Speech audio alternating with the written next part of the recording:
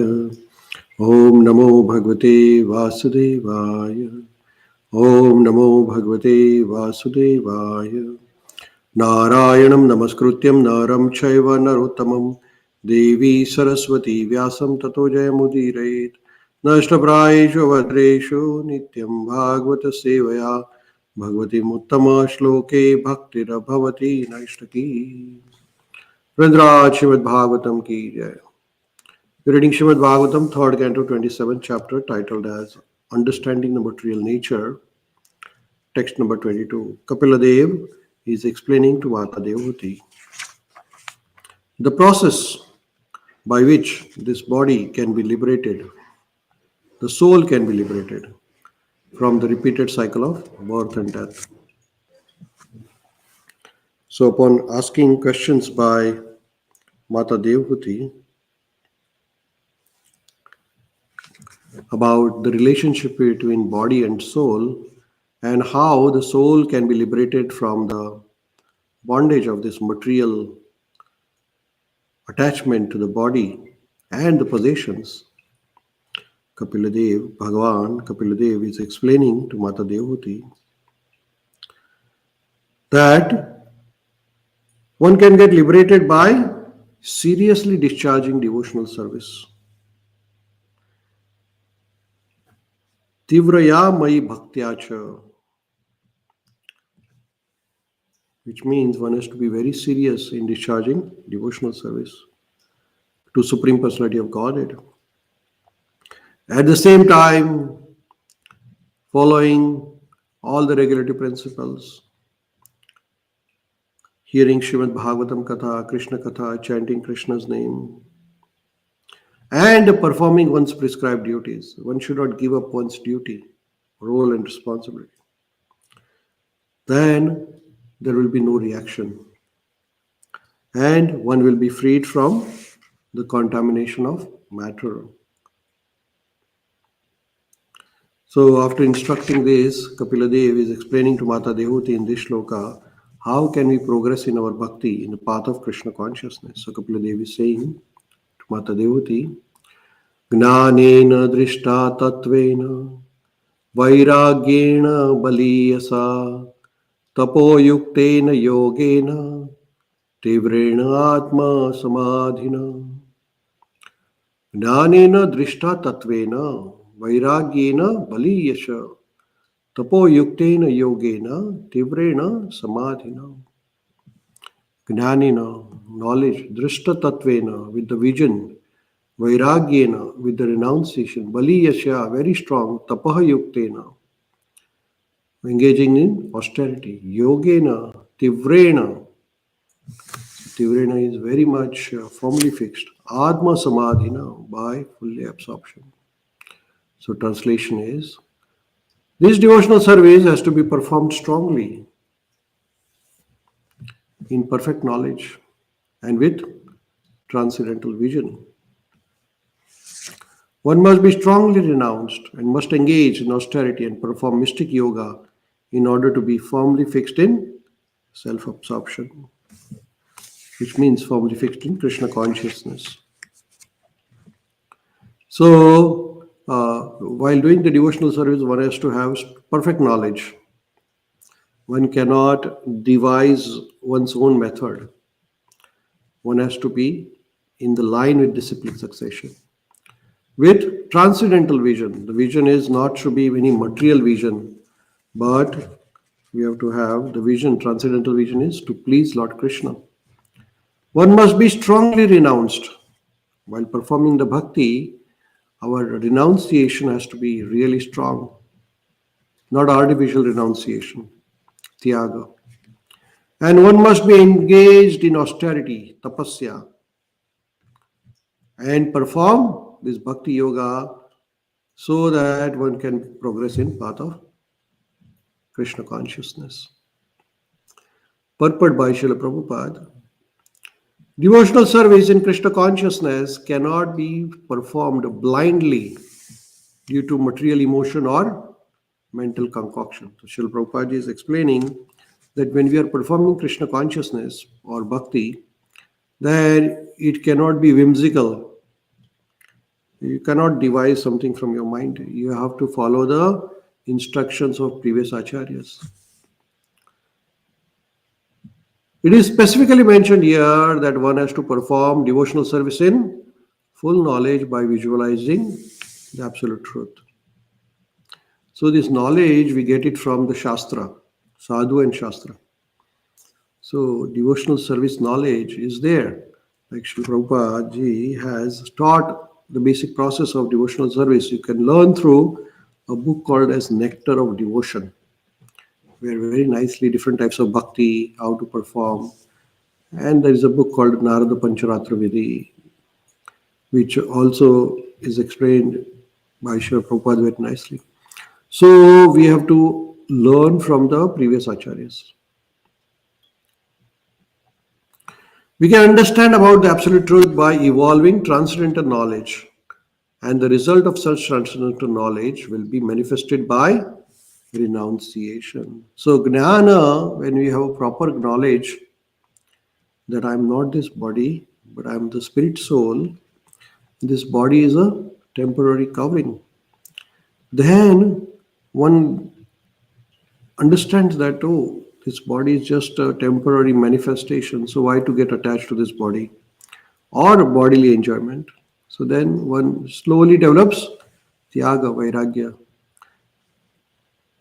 That renunciation is not temporary or artificial, but is very strong. It is said that the development of Krishna consciousness is exhibited by proportionate material detachment or vairagya. So, the barometer of your progress in devotional service is how much are you detached from the sense enjoyment. More you are attached, which means you are not progressing in bhakti. Slowly you develop detachment. Na dhanam, na janam, na sundarim, na kavitam va jagadisha kamaye. So when you have this feeling, oh, enough is enough, I do not want to enjoy any more material things. Puna puna charvita charvananam. Chewing the chewed. How much? Yeah? So you have done all this sense enjoyment. Why to do it again and again? It should not be. That's an animalistic tendency. So we have to have develop a vairagya, which means slowly we get to want to get fed up with it. It's enough of this. I want to go to Krishna now. That's it. It's called vairagya. That should be true vairagya, not false vairagya. If one does not separate himself from material enjoyment, it is to be understood that he is not advancing in Krishna consciousness. So what is this? So material enjoyment means that you have a desire to have more respect, honor in the prestige and the power, or you want to get recognized or something like that. Then one is not advancing in Krishna consciousness. People want to have power, right? People want to have the controlling thing. Everybody wants to control others.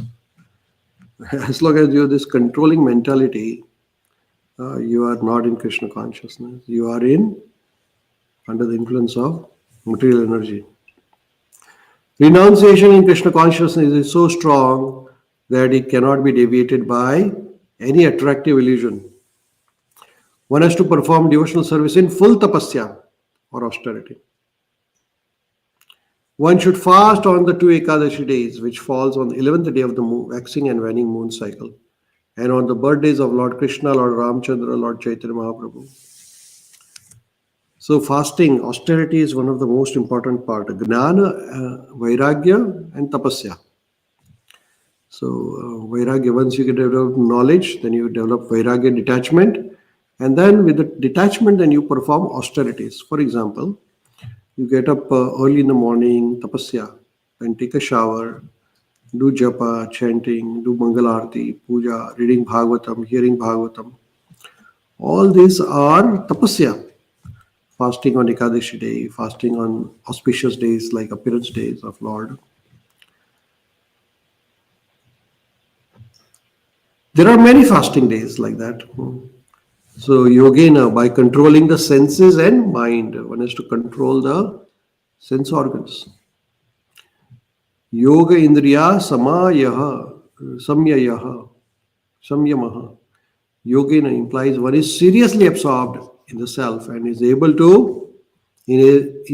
by development of knowledge to understand his constitutional position with Supreme Self. And what is our constitutional position? We are always servant of Krishna. We are part and parcel of Krishna and we are here to serve Krishna. Like hands are here to serve the body, right? A hand cannot eat by itself, but my hand has to put the food in the mouth. Then when the food goes in the mouth and in the stomach, then the hand also gets nutrition. Hand by itself cannot enjoy the food. Similarly, Krishna is the root of everything. So if you really want to be happy, you have to satisfy Krishna by remembrance. Shravanam Kirtanam Vishnu. Chanting Krishna's name. Hare Krishna, Krishna Krishna, Hare Hare. Hare Rama, Rama Rama. In this way, one becomes fixed in devotional service and his faith cannot be shaken by any material allurement. So, more we become fixed in devotional service, then we become, we progress in path of bhakti and we cannot be deviated. So, that is the purport of this verse. It's a very nice, very beautiful verse of Srimad Bhagavatam where Kapila Dev is explaining Mata Dehuti that how one can progress on a path of Krishna consciousness, on a path of bhakti. So one needs to have a proper knowledge. Then with the proper knowledge, one knows what is the right and what is wrong, and you get the knowledge, this proper knowledge from bona fide guru, bona fide acharya, like Srila Prabhupada. Then you develop strong faith in Krishna. After you develop strong faith, then you get vairagya, detachment, which is a genuine, not a temporary one. Then you perform tapasya, austerities. You engage in critical austerities like the fasting on certain days. So very important. Then you control your senses. You do not anymore want to spend your time, waste your time in material sense gratificatory activities.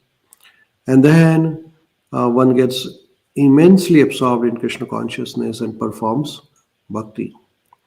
So in this way we can progress on the path of Krishna consciousness. So what are the 5 steps? Knowledge, renunciation, austerity, then sense control, and samadhi, getting absorbed in Krishna consciousness.